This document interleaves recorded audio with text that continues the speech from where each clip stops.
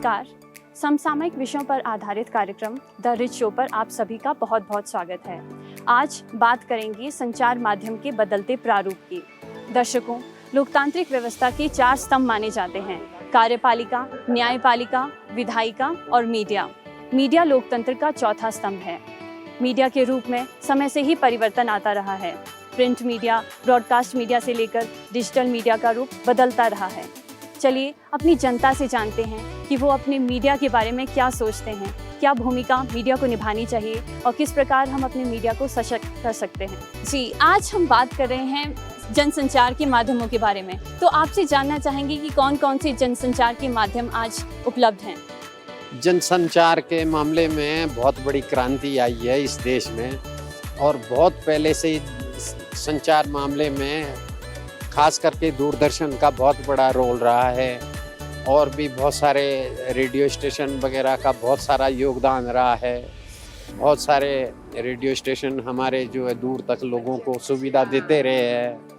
आज ये बात अलग है कि वक्त बदल गया है, डिजिटल इंडिया आ गया है और कई बहुत सारे चैनल आ गए हैं, और अपने अपने माध्यम से वो लोग, कोई प्राइवेट चैनल भी आ गए हैं, और डिजिटल इंडिया जिसको कहते हैं उसके माध्यम से बहुत सारे प्राइवेट चैनल भी लोगों के बन गए हैं। हम दूरदर्शन के बहुत बड़े आभारी है। उसने जो शुरू में ही लोगों की सेवा की है, लोगों को अच्छे अच्छे प्रोग्राम दिए हैं, दिखाए हैं।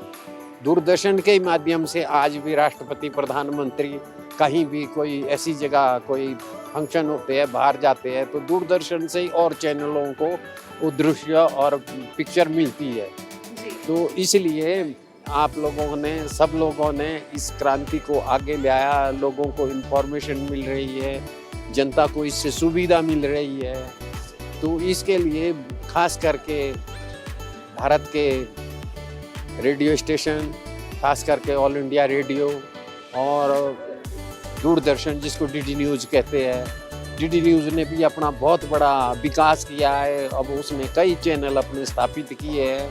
मैं कई चैनल दूरदर्शन के देखता हूँ, मुझे बड़ी खुशी होती है कि उसने कई चैनलों में अपने आगे से आगे जो है चैनल बढ़ाए हैं, और उससे जनता को बहुत सारी सुविधा हो रही है। बहुत अच्छे वो प्रोग्राम भी दे रहे हैं, बहुत बढ़िया प्रोग्राम दे रहे हैं। सर, आज हम देखते हैं हमारे पास विभिन्न प्रकार के स्रोत हैं अपनी इन्फॉर्मेशन के लिए। हम विभिन्न प्रकार के स्रोतों से अपनी इन्फॉर्मेशन गेन करते हैं। तो आपसे जानना चाहेंगे कि आज के समय में आप किस माध्यम का उपयोग करते हैं अपने को अपडेट करने के लिए, अपने को इन्फॉर्मेशन प्रोवाइड करने के लिए? खास करके हम मोबाइल से, रेडियो से ही सुनते हैं मैक्सिमम समाचार। बल्कि मैं तो रेडियो से ही सुनता हूँ। एक मफलर में सिर में बांधता हूँ और मोबाइल रखता हूँ और मैक्सिमम समाचार सुनता हूँ उसके माध्यम से। आज समाचार पत्र हैं, रेडियो हैं, डिजिटल मीडिया है। इन सब चीज़ों से हम विभिन्न प्रकार की इन्फॉर्मेशन प्राप्त कर सकते हैं। इनमें विभिन्न प्रकार की प्रतिस्पर्धाएं भी आजकल देखने को मिलती हैं। तो आप इस प्रतिस्पर्धा को, इस कंपटीशन को कैसे देखते हैं और क्या रोल रहता है मीडिया का? देखो, मीडिया का सबसे बड़ा रोल रहता है सच्ची खबरें दिखाना। फेक न्यूज़ नहीं होनी चाहिए, सच्ची खबरें होनी चाहिए। और लोगों के लिए जो योजनाएं, जो लोगों के लिए कोई विकास की बात है वो होनी चाहिए, और लोगों के लिए बिल्कुल सही और सही होनी चाहिए। जहाँ रही है कंपटीशन की बात, कंपटीशन तो हर काम में होता ही होता है। कोई बिजनेस है, छोटा है, बड़ा है, लेकिन कुछ लोगों ने इसको बिजनेस का माध्यम भी बना दिया है। मीडिया में आए बदलाव को हम 4 चरणों में समझ सकते हैं, जिसमें पहला चरण है प्रिंट मीडिया यानी समाचार पत्रों का। भारत का पहला समाचार पत्र 1780 में अंग्रेजी अखबार बंगाल गजट का प्रकाशन हुआ। इसके बाद न जाने कितने ही अखबारों का प्रकाशन हुआ, जिसमें मुख्यतः केसरी, संवाद कौमुदी, मराठा इत्यादि थे। स्वतंत्रता संग्राम में समाचार पत्रों की विशेष भूमिका रही है। क्रांतिकारियों द्वारा भी समाचार पत्रों के माध्यम से अपनी बातों को लोगों तक पहुंचाने का पूर्ण प्रयास किया गया था। मेरा नाम रघुनाथ रावत, रोडू से हूँ। तो सर, आज हम बात कर रहे हैं जनसंचार के माध्यमों की, उनके बदलते स्वरूप की। तो आपसे जानना चाहेंगे, आप अपने को अपडेट रखने के लिए किस माध्यम का उपयोग करते हैं? आजकल तो टेलीफोन का ज़्यादा चलता है। फोन द्वारा ही सारी चीज़ें, सुविधा सारी है। तो समाचार पत्र या रेडियो से आप इन्फॉर्मेशन गेन करते हैं? हम तो नहीं, समाचार पत्र से तो करते हैं, रेडियो से तो नहीं करते। जी रेडियो तो है नहीं। तो समाचार पत्र का आज की प्रासंगिकता कितनी रहती है? समाचार पत्र कितने इफेक्टिव हैं आज के समय में? मेरे ख्याल में अब तो बहुत ही कम है समाचार पत्रों को, काफ़ी कम रहता है। और रेडियो के बारे में बात करें, आप इससे संबंधित कोई अपनी याद ताज़ा करना चाहते हो? रेडियो का समय था, वो कैसा समय था और थोड़ा जानना चाहेंगे। तो मैं भी छोटा ही था, ठीक था, जमाने के अनुसार वो रेडियो भी काफ़ी अच्छा माध्यम था उस टाइम, जब कोई चीज़ होती नहीं थी। हाँ, अब तो काफ़ी आगे पहुंच गई है दुनिया। दूर दराज के क्षेत्रों में रेडियो का एक बहुत बड़ा महत्व रहता है। बहुत ज़्यादा। जी, तो रेडियो दूरदर्शन में जब बदलाव आया तो उस बदलाव को आप किस प्रकार देखते हैं? पहले तो दूरदर्शन में भी तो कनेक्टिविटी आती नहीं होती थी। टीवी में हम देखने को नहीं मिलता था, कई जगह बहुत कम जगह होती थी। फिर उसमें काफ़ी धीरे धीरे जो है काफ़ी उसमें भी तरक्की हुई, तो डिशें लगी और लगा, तो उससे काफ़ी चला। टीवी में तो काफ़ी ज़्यादा आगे हो गए, टीवी से बहुत ज़्यादा फ़ायदा हुआ। अब टीवी भी तो कम देख रहे हैं, अब ज़्यादा मोबाइल। तो आज हम देखते हैं कि मोबाइल फ़ोन पर भी हमें फेक न्यूज़ ज़्यादा देखने को मिलती हैं। तो ऐसे में किस प्रकार हम जान सकते हैं कि कौन सी न्यूज़ ऑथेंटिक है और कौन सी न्यूज़ फेक है? ये तो मोबाइल में तो मैक्सिमम फेक ही होती है, बाकी कुछ न्यूज़ चैनल्स भी आते हैं, उस पर सही होते हैं।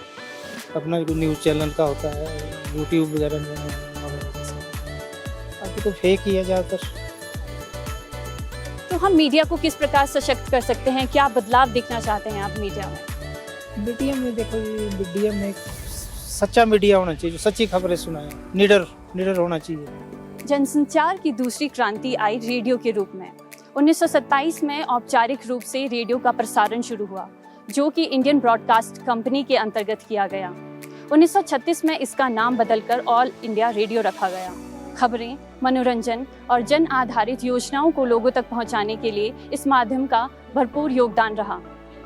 इसके महत्व का अंदाज़ा हम इस बात से लगा सकते हैं कि भारत की आज़ादी की घोषणा भी इसी के माध्यम से की गई थी, और आज भी वर्तमान प्रधानमंत्री जी द्वारा भी मन की बात के माध्यम से जन जन तक अपनी योजनाओं को, अपनी मन की बात को पहुंचाने के लिए इसी माध्यम का उपयोग किया जा रहा है। एक समय था जब हम न्यूज़पेपर भी पढ़ा करते थे। टेंजिबल न्यूज़पेपर हमारे हाथ में जब तक ना हो तब तक हम दिन की शुरुआत नहीं मानते थे। तो आप उस समय को और आज के समय को किस प्रकार देखती हैं? न्यूज़पेपर तो भी पढ़ते हैं, मतलब कि इतना ज़्यादा नहीं पर पढ़ते हैं, और साथ में फ़ोन ज़्यादा यूज़ करते हैं। हाँ जी। न्यूज़पेपर के बाद समय आता है रेडियो का, दूरदर्शन का। तो रेडियो से संबंधित कोई जानकारी या फिर कोई अपनी मेमोरी आप हमसे साझा करना चाहेंगी? रेडियो पे तो बहुत कम ही, बस गाने वगैरह सुनते हो भी जब गाड़ी पे जाते हैं हम, तभी। ऐसे इतना यूज़ नहीं किया रेडियो का हमने। हाँ जी, टीवी का किया हुआ है बस, और अभी फ़ोन ज़्यादा यूज़ करते हैं। हाँ जी। तो आप फ़ोन ज़्यादा यूज़ करती हैं, तो फ़ोन पे जो इन्फॉर्मेशन आती है तो आप कैसे पता लगाते हैं कि वो इन्फॉर्मेशन ऑथेंटिक है या नहीं? ये क्या मतलब? कि वो इन्फॉर्मेशन, जो भी फ़ोन पे इन्फॉर्मेशन आपको मिलती है, तो वो अगर फेक है या नहीं, इसका पता आप कैसे लगाती हैं? ये तो फ़ोन पर नहीं पता चलता। हाँ, वैसे काफ़ी जो इन्फॉर्मेशन होती है फेक ही होती है जो फ़ोन पर, इनको तो हम ज़्यादा ध्यान भी नहीं देते हैं जो फ़ोन पर आती है न्यूज़ वगैरह। हाँ, वैसे जो अलग तो हमने पेज फॉलो किया हुआ न्यूज़ का, वो हम देखते हैं। जैसे ऐसे फेसबुक पर काफ़ी आती हैं ऐड वगैरह, वो कुछ ऐसी होती हैं, वो उनको हम ज़्यादा देते नहीं हैं ध्यान। हाँ जी। सर, आपसे जानना चाहेंगे हाँ जी, रेडियो के बारे में। रेडियो बेसिकली पहले था जी, एक रेडियो टीवी इतना पहले इतना था कि फैमिली इकट्ठी बैठ के टीवी देखती थी किसी टाइम पे। अभी क्या है जी, फ़ोन का टाइम आ गया, बच्चे अपना फ़ोन पकड़ के बैठे हैं, फैमिली हर कोई अपना फ़ोन पकड़ के बैठे हैं अलग अलग कमरों में। पहले क्या होता था, एक टीवी होता था, सारी जॉइंट फैमिली होती थी, सभी एक टीवी का मतलब देखते थे, और एक होता था। अभी सारे अलग अलग हो गए, अलग ही हो गए सारा सिस्टम। ये मेनली चेंजेस हुई हैं सबसे ज़्यादा। दूरदर्शन से संबंधित कोई अपनी आप मेमोरी हमारे साथ साझा करना चाहेंगे? किस प्रकार के शोज़ उस पे आते थे? पहले जैसे रामायण वगैरह आता था, महाभारत आती थी, उस टाइम पे क्या होता था, सड़क पे क्राउड एकदम खत्म हो जाता था, और लोग कहते थे कि मज़ा आ रहा है, कि मतलब एकदम जैसे लगता था कर्फ्यू लग गया है। उस टाइम पे कोई भी बाहर नहीं निकलता था, एक शौक होता था लोगों को, एक मतलब वो चैनल होता था, फैमिली को होता था, क्रेज़ होता था कि हम वो देखें। अब है ही नहीं, बच्चों को भी होता है जी बस वो फ़ोन पकड़ें, बच्चे सुबह उठते हैं फ़ोन पकड़ते हैं, खाना खाना है, ब्रेकफास्ट करना है, पहले फ़ोन उनको चाहिए छोटे बच्चों को, फिर जाके वो खाना खाते हैं। अभी वो ख़त्म हो गया वो सिस्टम, वो टाइम बहुत अच्छा था, अभी वो नहीं है चीज़ मेनली तो डिजिटल मीडिया की क्या लिमिटेशंस आपको लगती हैं? ये अब कोई लिमिटेशंस ही नहीं है, कोई गवर्नमेंट इसके ऊपर ध्यान नहीं दे रही, हर चीज़ इसके ऊपर ओपन है, मतलब बच्चों को कंट्रोल ही नहीं है, बच्चे हर चीज़ इस पे देखते हैं मेनली ये चीज़। तो किस प्रकार हम अपने मीडिया को सशक्त कर सकते हैं? इसमें किस प्रकार की हमको नई एडिशन की ज़रूरत है? बेसिकली ये जो इंटरनेट वगैरह है गवर्नमेंट को चाहिए एक लिमिटेड देना चाहिए, इसको फ्री में नहीं बांटे। जैसे फॉरेन में भी हम विजिट करते हैं लाइक चाइना या कहीं पे सिंगापुर चले जाओ, वो पेड है। यहाँ पे इंडिया में क्या है जी, हर चीज़ फ्री बेवकूफ़ बना रहे हैं लोगों को मीडिया, मतलब गवर्नमेंट जो कर रही है। ये चीज़ नहीं होनी चाहिए, हर चीज़ पेड होनी चाहिए और जो बच्चे हैं या कोई भी है एक लिमिट का यूज़ करें। जनसंचार की तीसरी क्रांति आई टीवी के रूप में। भारत का पहला सरकारी ब्रॉडकास्टर दूरदर्शन था। 1959 में इसकी स्थापना AIR के एक रूप में की गई थी। 1976 में इसे आकाशवाणी से अलग कर दिया गया और एक अलग डिपार्टमेंट बना दिया गया। आज भी दूरदर्शन न केवल मेन स्ट्रीम मीडिया के साथ साथ OTT प्लेटफॉर्म पर भी अपनी मौजूदगी दर्ज करवाने वाला है। सर, आज हम बात कर रहे हैं जनसंचार के बदलते स्वरूप के बारे में। तो आपसे जानना चाहेंगे कि किस माध्यम का आप उपयोग करते हैं अपने आप को अपडेट करने के लिए? मैं सोशल मीडिया यूज़ करता हूँ और मेनली इकोनॉमिक टाइम्स, NDTV ये चैनल न्यूज़ पढ़ता हूँ। तो आप अखबार भी पढ़ते हैं? बहुत कम, पर इकोनॉमिक टाइम्स कभी कभी मिल जाता है कहीं पर तो पढ़ लेता हूँ। तो आज कितना इफेक्टिव है समाचार पत्र, न्यूज़पेपर कितना इफेक्टिव है आज के समय में, जब डिजिटल मीडिया का टाइम है, सोशल मीडिया का टाइम है? तो ऐसे में आप न्यूज़पेपर को किस प्रकार देखते हैं? न्यूज़ एकमात्र मुझे लगता है कि पहले जैसे हमारा एकमात्र एक माध्यम था न्यूज़ को पाने के लिए, अब वो एकमात्र हमारी डिपेंडेंसी नहीं है उसके ऊपर। अभी हमारे पास संचार के बहुत सारे माध्यम हैं, सोशल मीडिया आ गया है, न्यूज़ चैनल्स हैं इतने सारे, तो बहुत सारे तरीके हैं हमें न्यूज़ जानने के लिए, सिर्फ एक न्यूज़पेपर पर डिपेंड नहीं है अभी हम। एक समय था रेडियो का, टेलीविज़न का, दूरदर्शन का। तो रेडियो के माध्यम से हम कोई भी सूचना दूर दराज के क्षेत्रों में भी पहुंचा सकते थे। तो आप रेडियो के संबंधित कोई आपकी मेमोरी हो, आप हमारे साथ शेयर करना चाहते हो तो वो बताइए। रेडियो पर भी समाचार सुने वो जब बहुत छोटे हुआ करते थे। इनफैक्ट मूवीज़ भी सुनी है रेडियो से पहले ना। शोले मूवी मुझे याद है कि हमने रेडियो पे सुनी थी, तो उसके हर एक डायलॉग बहुत फेमस हुए थे।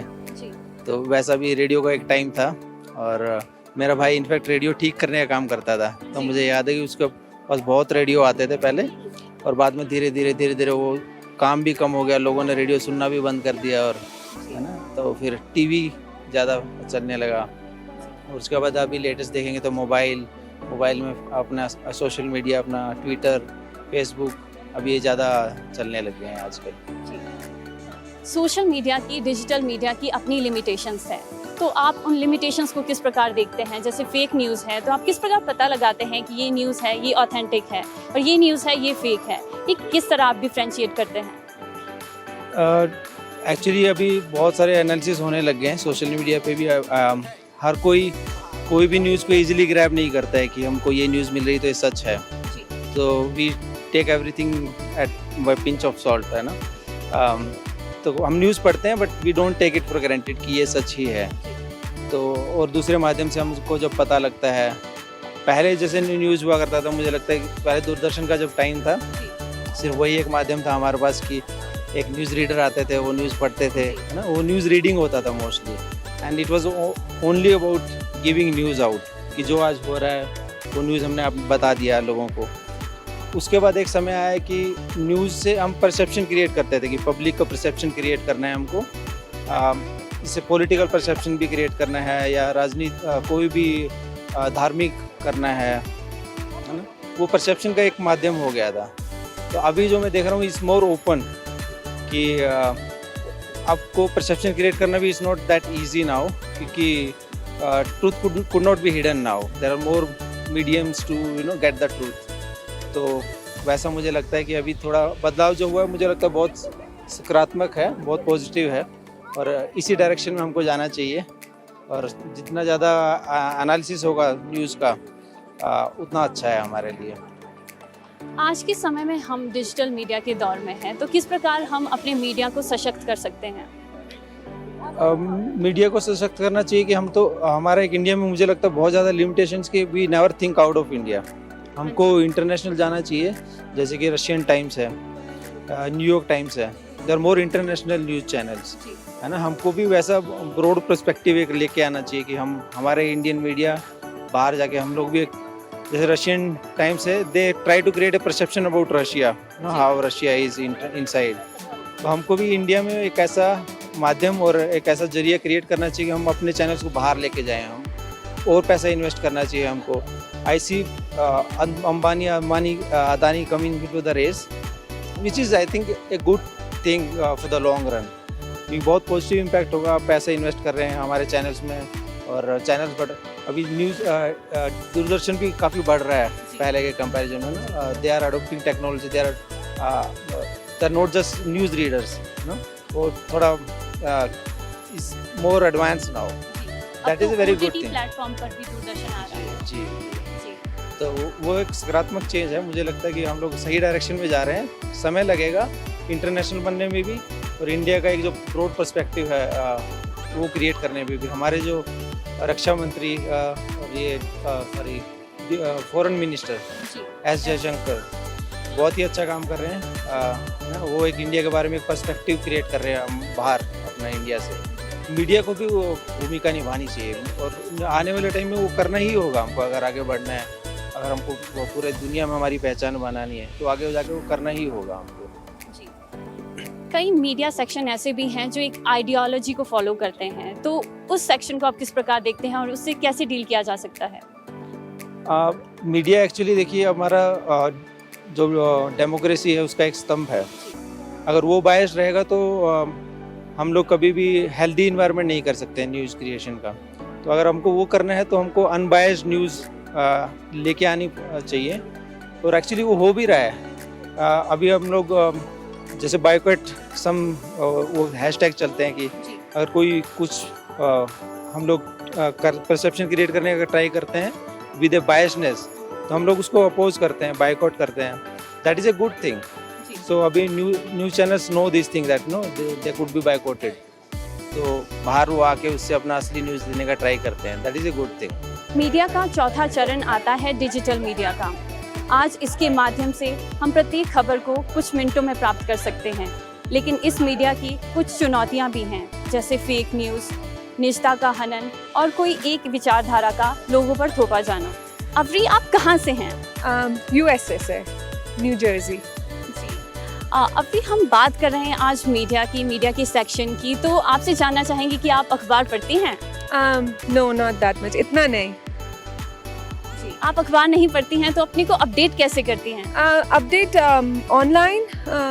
ऑनलाइन न्यूज़ फॉलो करते हैं। अगर अखबार को बोले जो ऑनलाइन रहते हैं उनको फॉलो करते हैं, तो बेसिकली टैंजिबल पेपर न्यूज़पेपर नहीं पढ़ते, बट जैसे हमारे वहाँ पे CNN है, और अगर इंडिया का कुछ लेना है तो इंडिया टाइम्स है, तो उसमें से पता लगता है।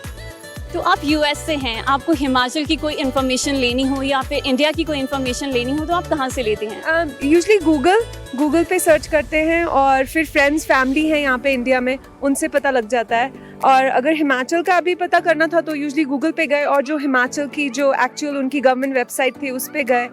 पर हमारा हिमाचल पे हम पहले आ चुके हैं काफ़ी 2-3 बार, तो मेमोरीज हैं यहाँ के, तो हमें पहाड़ बहुत अच्छे लगते हैं, तो इसीलिए वी आर बैक। तो आप कैसे पता लगाते हैं कि कोई भी इंफॉर्मेशन ऑथेंटिक है या नहीं? क्योंकि आप डिजिटल मीडिया पे जाते हैं तो वहाँ पर तो फेक न्यूज़ भी होती है, तो ऐसे कैसे आप डिसाइड करते हैं कि ये न्यूज़ है, ये ऑथेंटिक हो सकती है, हमें इस पर बिलीव करना चाहिए? यूजली जो हम मतलब वेबसाइट्स फॉलो करते हैं, वो जो गवर्नमेंट वेबसाइट्स हैं उन पे, फॉर एग्जांपल अभी हमें इंडिया भी आना था तो इंडियन की जो गवर्नमेंट वेबसाइट है उस पे गए, और अगर हिमाचल की वेबसाइट है तो वो जो .gov वाली वेबसाइट्स हैं उन पे जाते हैं, जिसमें हमें पता है कि इंफॉर्मेशन रिलायबल है, ऑथेंटिक है। अगर बात करें रेडियो की, तो आपको क्या रेडियो का ज़माना याद आता है या फिर दूरदर्शन का ज़माना याद आता है? या ऑफ कोर्स, हम तो बहुत बड़े फ़ैन थे दूरदर्शन के और रेडियो के, एंड इवन हमारे वहाँ पे भी बहुत सारे रेडियो चैनल्स हैं, इंडियन रेडियो चैनल्स हैं जो हम डेफिनेटली सुनते हैं। तो अगर कोई याद आप अपनी ताज़ा करना चाहते हो हमारे साथ दूरदर्शन से रिलेटेड, क्योंकि एक समय था जब दूरदर्शन ही एक ऐसा चैनल था जो टीवी पे आता था, तो उससे संबंधित कोई जानकारी या कोई याद आप साझा करना चाहते हैं? या ऑफ कोर्स दूरदर्शन से तो बहुत सारी मेमोरीज हैं। फर्स्ट वन इज़ जो रामायण और महाभारत आता था हर संडे, वो हमारे घर में चलता था। तो हमारे नेबरहुड में सिर्फ हमारे यहाँ टीवी था, तो जो हमारे नेबर्स के सब बच्चे थे वो हमारे घर में आते थे, सब बैठ के देखते थे। एक वो, और जो बहुत ही अच्छी मेमोरी है वो चित्रहार की है। नो मैटर अभी तो डिजिटल मीडिया इतना है, इतने म्यूज़िक हैं, बट जो चित्रहार का मेमोरी है वो I think that's the best one. इतने अच्छे गाने। शाम को जो मूवी सिखाते थे ना, जो शाम को जो मूवी चलती थी, तो so the whole family was over there, so सब बैठ के देखते थे। नो मैटर किसी भी तरह की मूवी थी, सब वहाँ पे बैठ के देखते थे। तो एक समाज का एक सेक्शन ऐसा भी था जो दूरदर्शन के ऊपर ही रिलाई करता था। तो आपसे जानना चाहेंगे कि सोशल मीडिया की क्या ऐसी लिमिटेशंस हैं जो आज हमें उससे बचना चाहिए और ऑथेंटिक न्यूज़ की तरफ जाना चाहिए? आई थिंक बचना इसीलिए चाहिए because as you said before कि बहुत सारा फेक न्यूज़ है, और दूरदर्शन का ऐसा था कि वो हमारे सब फैमिली मेम्बर्स को सबको साथ में लेके आता था। और अब social media is on the phone, everybody is on their phone, हम सब अपने फ़ोन में हैं, तो वो कनेक्शन नहीं रहा। एंड इसलिए बहुत डर भी बना रहता है, बच्चों के पास फ़ोन है। दूरदर्शन पे था तो ऑब्वियसली एक न्यूज़ आती थी, और अब तो इतना there is like so much fake news outside, people have their own phones, so you don't know कि कौन सा, बहुत सब्जेक्टिव हो गया। हर किसी का अपना they decide themselves, so that's why there's always a controversy now, so it's pretty hard to rely on particular news, so you have to search so that to find a proper news if it's authentic or not. तो क्या आज भी आप दूरदर्शन देखती हैं या radio आप सुनती हैं? रेडियो डेफिनेटली, दूरदर्शन तो नहीं देखा क्योंकि हमारे वहाँ पे टीवी पे नहीं आता, पर रेडियो ज़रूर सुनते हैं। हाँ, रेडियो पे जो हमारे इंडियन वहाँ पे कुछ there are radio jockeys, they play Indian music और ओल्डर म्यूजिक प्ले करते हैं, सो डेफिनेटली रेडियो ज़रूर सुनते हैं। ड्राइव करते हुए तो ज़रूर सुनते हैं, घर में इतना मौका ना मिले चाहे। तो रेडियो कितना इफेक्टिव है न्यूज़ प्रोवाइड करने के लिए या फिर हमें जानकारी प्रदान करने के लिए? I think it's very effective, क्योंकि रेडियो का जो एक्सेस है इट्स वेरी easy access है, because you are driving, you're driving somewhere, you can listen to it, you are working, you can listen to it, so I think it's very accessible, it's very good source of information. 13 फरवरी को world radio day मनाया जाता है। ये एक ऐसा जनसंचार का माध्यम है जिससे विभिन्न प्रकार की जानकारी काम करते हुए भी हासिल की जाती है। हमें अपने आधार को मजबूत करते हुए आसमान को छूने की परिकल्पना करनी चाहिए। इन्हीं विचारों के साथ आज द रिच शो से आपसे विदा लेते हैं, इसी वादे के साथ कि अगले प्रोग्राम में आएंगे किसी नए विषय के साथ। तब तक के लिए हमें दीजिए इजाज़त। नमस्कार।